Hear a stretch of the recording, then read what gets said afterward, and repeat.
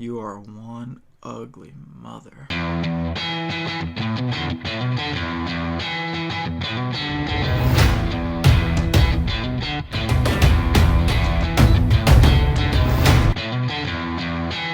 Hey everybody, welcome back. So, if you haven't noticed by now, we are talking about Predator.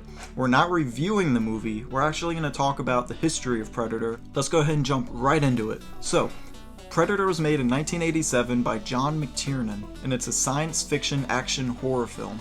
John McTiernan directed other films such as Die Hard and The Hunt for Red October. Now, as the leader of the elite paramilitary rescue team, we have the one and only Arnold Schwarzenegger. He's also accompanied by Carl Weathers and Jesse Ventura. The script for Predator was actually being worked on 3 years prior in 1984, and it was under the title of Hunter. The budget when it was being made was $15 million, which for inflation today would only be about $35 million, which for an action film being made today, I don't think that really happens all too much often. Usually you're around the $100 million mark, so I think they made it on a pretty good budget. In 1987, it managed to pull in $98 million in the box office, which was enough to make it a success. Now today, we're used to billion-dollar movies coming out a couple times a year, except for 2020. But in 1987, billion-dollar movies just didn't happen, and if a movie was made for $15 million and was able to pull in almost 100, that's over 3 times the budget, and that was a success. Now, the first reviews that were actually coming out about the film actually leaned more towards the negative side, but with that success that it saw in the box office, over the years it's been able to spawn sequels, crossovers, graphic novels, toys, and games. So how did the screenwriters Jim and John Thomas think of the idea for Predator? Well, you can actually thank Rocky IV for that idea, because around that time when Rocky came out, a joke was circulating around Hollywood that Rocky was running out of people to fight, and that the next person he has to fight would actually have to be an alien. Jim and John Thomas took that idea, and we have Predator now. Obviously they tweaked a few things, but because of Rocky IV, we have Predator pretty much. Action star Jean-Claude Van Damme was actually going to be the first person to be in the Predator costume, and he actually made it to set, was in the Predator costume, and even shot a couple scenes with the intent that his martial arts background and skills would give the Predator a more ninja and agile form when they're fighting. Van Damme stood at 5'9", and compared on set between Arnold, Jesse Ventura, and Carl Weathers, who are all bodybuilders and over 6 foot, it just wasn't working, and they wanted a more intimidating Predator, so they went out and got Kevin Peter Hall, who stands at 7'2", and now he was the Predator. Here's a couple random facts that I found about Predator that I thought were pretty interesting. 1.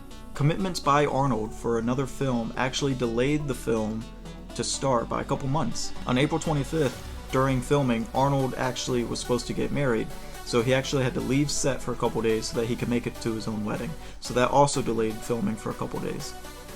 These next couple facts that I found different answers on different websites, and I'm just going to go ahead and leave it up to the viewer to decide what they want to believe, but I still found them interesting whether or not they're true or not.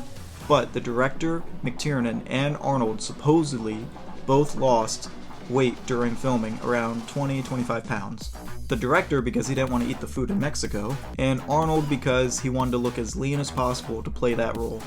Here's where the facts become a little bit muddy. So, the hotel that they were staying in, I guess, had problems with their water purification, so most of the cast and crew actually got diarrhea and got sick from drinking that water.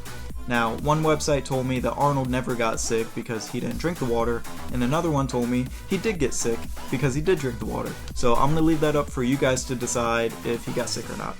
Before we see Arnold's team go and fight the Predator and actually meet the Predator, they go and they infiltrate a guerrilla territory. And during that infiltration scene, Arnold throws a knife at a guy and it impales him. Now apparently this next line was improvised when he says, "Stick around." Now I did go back and rewatch the movie before making this video, and after seeing these facts, I didn't really notice it before, but the Predator is not in the movie as much as we think it is. The director does a fantastic way of blending him in small scenes here and there to still let the viewer know that he's out there. The Predator only has 8 minutes of screen time. Supposedly, the original blood of the Predator was supposed to be orange. At the end of the movie, spoiler alert, Arnold battles the Predator by himself, and he had to be covered in mud for 3 weeks to film those scenes. And because of how cold the mud was when it stuck on him afterwards, heat lamps had to be constantly on for him.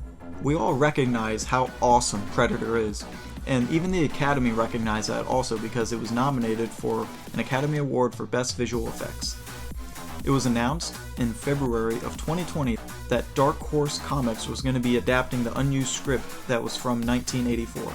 It's going to be a 5-issue comic, and it's going to be titled Predator, the original screenplay. That's going to do it for the history of Predator for this video, and if you haven't seen Predator, please go check it out. It might not be for everyone, but I think that it's one of those movies that everyone should at least just try to watch just one time. If you don't like it, that's okay. Film is subjective. It's gonna hit everyone differently, but at least just watch it one time, give it a shot. See you next time.